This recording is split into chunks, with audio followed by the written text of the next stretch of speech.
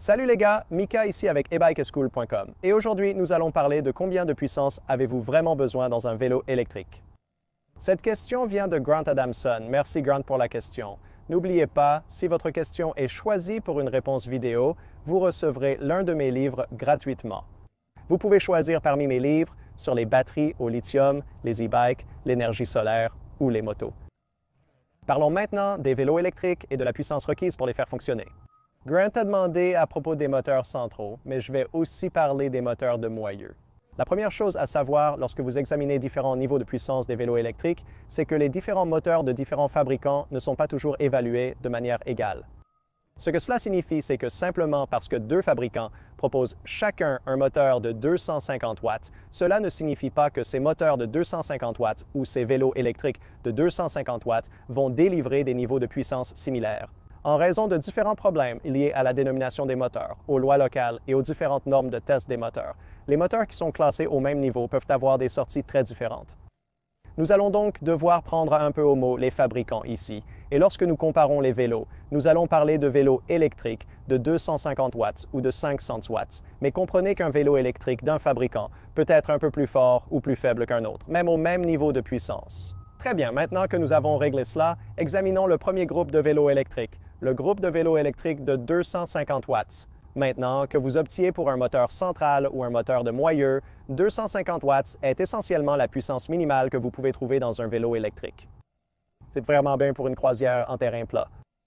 Avec un vélo électrique de 250 watts, vous ralentirez considérablement à chaque montée. Que vous soyez un cycliste léger ou lourd, 250 watts ne suffisent pas pour grimper des collines. Un e-bike de 250 watts convient bien sur un terrain plat comme les pistes cyclables ou le long de la plage, mais attention aux côtes. Avec les vélos électriques de 500 watts, vous commencez à envisager une capacité accrue à grimper des collines. Encore une fois, vous allez ralentir sur les collines par rapport au terrain plat, mais 500 watts est à peu près le minimum dont vous avez besoin pour obtenir au moins une performance de montée de colline décente pour une personne de poids moyen. Vous savez, nous parlons quelque part dans la gamme de 70 kg ou 150 livres. Si vous dépassez les 100 kg ou environ 200 livres, vous aurez besoin de plus de 500 watts pour monter une colline. Maintenant, si nous parlons de moteurs centraux dans la gamme des 500 watts, les moteurs centraux seront un peu meilleurs pour grimper les collines car vous pouvez réellement obtenir un meilleur couple d'un moteur central. En passant à une vitesse inférieure, vous pouvez mieux grimper les collines grâce à une utilisation plus efficace du moteur. Les moteurs de moyeu n'ont qu'un seul rapport de vitesse, donc ils vont peiner dans les côtes. Lorsque vous comparez les moteurs de moyeu et à entraînement central, 500 watts offrent une meilleure capacité d'escalade avec un moteur à entraînement central. La catégorie suivante est celle des 750 watts. C'est la norme pour les vélos électriques aux États-Unis. En effet, c'est souvent la limite légale.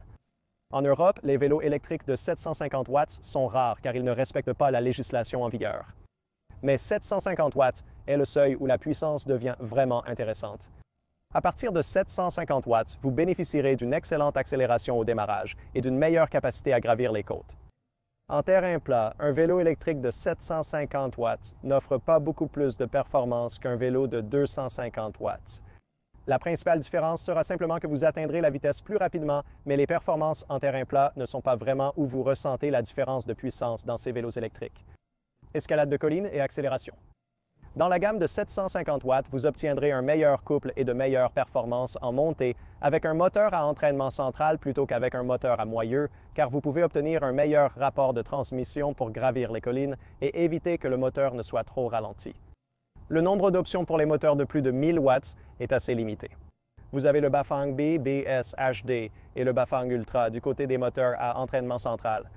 Pour les moteurs de moyeu, il existe plusieurs options bon marché de 1000 watts sur des sites comme eBay, mais le choix est plus limité pour les moteurs à entraînement central.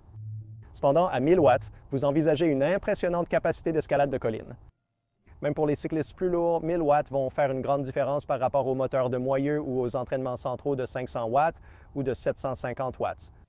La puissance initiale sera perceptible. Vous constaterez de meilleures performances, surtout pour les cyclistes plus lourds.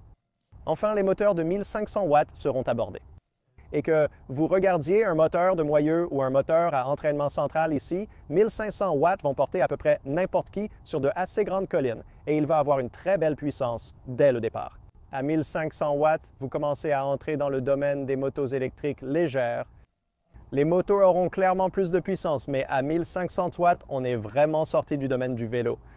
Donc, peu importe votre poids, vous savez, à moins que vous ne soyez vraiment obèse morbide, un vélo de 1500 watts va vraiment transporter la plupart des gens sur des collines assez significatives et il va vous donner une accélération vraiment palpitante où vous tournez la poignée et vous vous accrochez juste pendant qu'il décolle. Au-delà de 1500 watts, on entre véritablement dans le domaine de la moto électrique légère.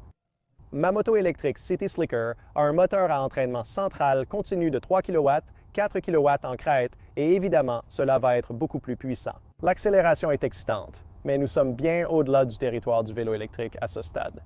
Pour les moteurs de vélo électrique haute puissance, qu'ils soient à entraînement par moyeu ou central, la puissance maximale se situe généralement entre 1000 et 1500 watts.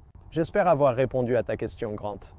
Si vous avez d'autres questions, n'hésitez pas à les poser en commentaire. Et en parlant des commentaires, il est temps d'annoncer le gagnant du tirage au sort du livre de la semaine dernière. Et le commentateur choisi au hasard est...